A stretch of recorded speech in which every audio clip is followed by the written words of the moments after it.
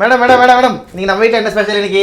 சே அதுக்கு ஏங்க இப்படி அலறடிச்சு ஓடி வரீங்க? நான் என்னமோ எதுவும் பயந்தே போயிட்டேன். சீரக சம்பா அரிசியில மட்டன் பிரியாணி டேஸ்ட்லயே ஒரு டேஸ்டியான மஷ்ரூம் பிரியாணி, அதுவும் மதுரை ஸ்டைல்ல.